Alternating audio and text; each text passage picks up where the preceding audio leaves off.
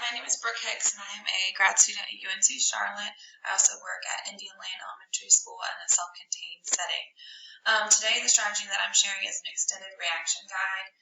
I was familiar with these, but I had never used them with my students, and I have used them several times this year, and I found that I really enjoyed them, and my students like to do it too. So this is the strategy that I'll be sharing today.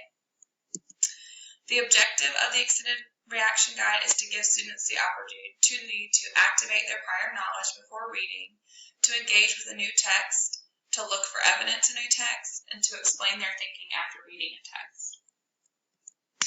The rationale came from Smuggling Writing, which was by Wood, Taylor, and Stover, and it's that the Extended Anticipation Guide is a series of teacher-generated statements that help elicit students' prior knowledge and reveal possible misconceptions about key concepts before reading.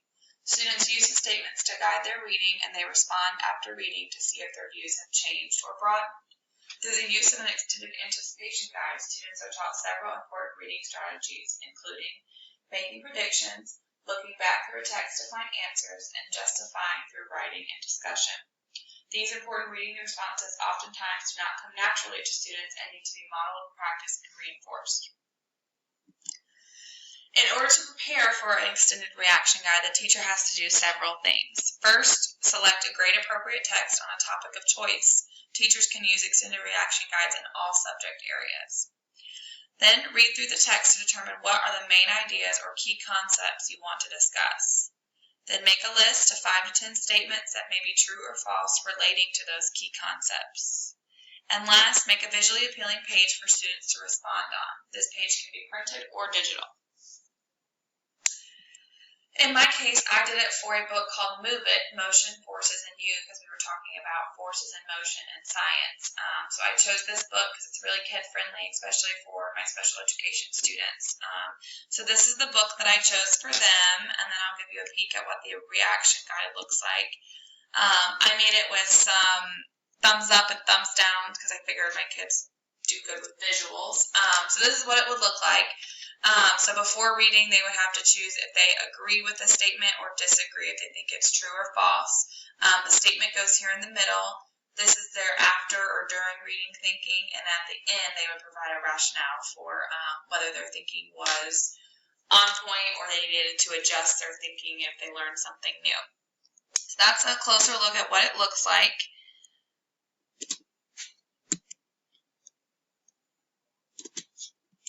The pre-reading stage, so the teacher would display that reaction guide that I just showed you in the front of the room using either a document camera or the smartboard. And then the teacher will go through and read each statement and ask the students who agree with the statements to show a thumbs up, and the students who disagree to show you a thumbs down. This is kind of a way to relate it back to that reaction guide with the whole thumbs up, thumbs down thing. After each statement has been read, the teacher will give the students their own reaction guide, and they will fill in for their pre-reading selection. So after you do it as a whole group, they'll go back to their desk, do their pre-reading selections, and then the teacher can then ask the students to turn and talk about why they disagree or agree with each statement prior to reading. During the reading stage, I chose to do it as an interactive kind of read aloud for my class because many of them are not independent readers. So I chose for the teacher to read the story to the class, and you would give the students enough time to pause and think after each page.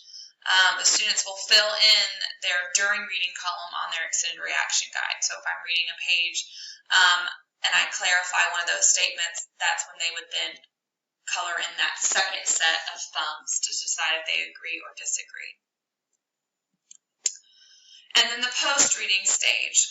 After the text is read to the class, the students will break up into small groups. They will compare answers to see if they all ended up with the same thinking about each statement in the end. So do they all take away the same main ideas from the story or from the book? And then they will work together to write a rationale for each statement, proving whether the statement is true or false.